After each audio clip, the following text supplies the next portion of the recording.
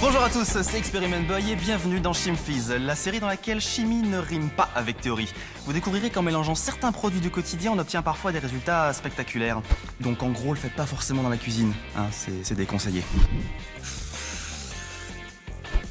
L'expérience d'aujourd'hui est connue sous le nom du dentifrice de l'éléphant.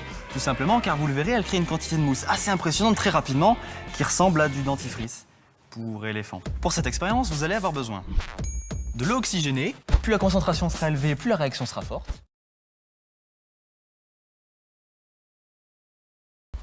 De l'iodure de potassium, ou plus simplement de la levure. De liquide vaisselle et de colorant alimentaire si vous le souhaitez. Un bon petit dentifrice vert. Et ensuite, il vous faudra différents récipients pour faire les mélanges et une bassine ou une bâche pour éviter d'endommager votre support. L'eau oxygénée est utilisée en basse concentration pour désinfecter la peau et blanchir le linge. Et à haute concentration pour blanchir du bois. Il est donc très important de porter des gants, des lunettes et des vêtements appropriés pour cette expérience. Car si l'eau oxygénée peut blanchir du bois, elle pourra très facilement vous blanchir les doigts également. Place à la préparation. En premier, on commence par dissoudre une cuillère d'iodure de potassium dans de l'eau tiède. L'eau tiède va être utile pour accélérer un petit peu la réaction. Et on remue bien pour dissoudre toute la poudre.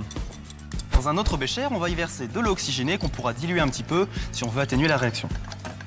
Voilà, on a à peu près 75 ml d'eau oxygénée et c'est là qu'on va pouvoir y ajouter un petit peu de liquide vaisselle, environ 20% du volume qu'on vient de mettre, et quelques gouttes de colorant alimentaire, juste pour le fun.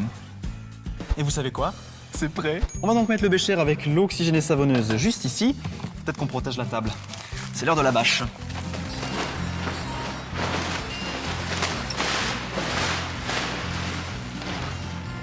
Faut être propre dans la vie, les enfants. Eh oui, toujours mettre une couche de plastique protective. Je vais maintenant prendre le bécher qui contient l'iodure de sodium et le verser dans celui qui contient l'eau oxygénée. Et me reculer quand même assez rapidement. C'est bon? Faut tout mettre ou quoi? Ah oui, bah voilà. Ah, là on y est quand même. C'est pas violent, mais ça marche. Mais bon, c'est pas très intéressant là. Vous vous rappelez quand je vous ai parlé des concentrations? Si on essayait avec des produits 4 fois plus concentrés.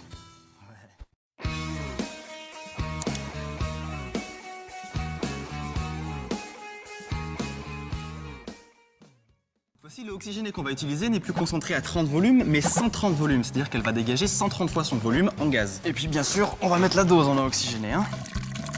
Juste avant, on met bien la dose aussi. On touille mes amis, on touille du colorant rouge. Et pareil pour l'iodure de potassium. On met la dose, on est vraiment plus à ça près, je crois.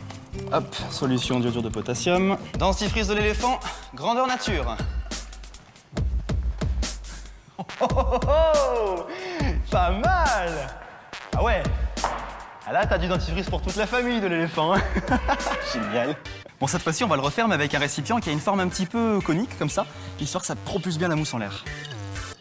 On va mettre une bonne dose de liquide vaisselle, la même chose en colorant, et pour finir, une solution bien concentrée d'iodure de potassium. Le petit thé maison. Dentifrice XXL, c'est parti. Olé. Oh, pas mal.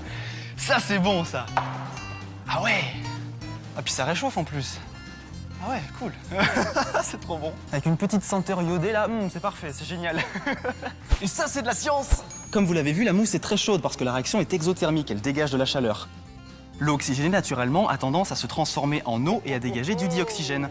L'ajout d'iodure de potassium a simplement catalysé, c'est-à-dire accéléré cette réaction. Le gaz qui est dégagé se retrouve emprisonné dans le liquide vaisselle, ça fait de la mousse et ça part dans tous les sens. Et c'est trop bon.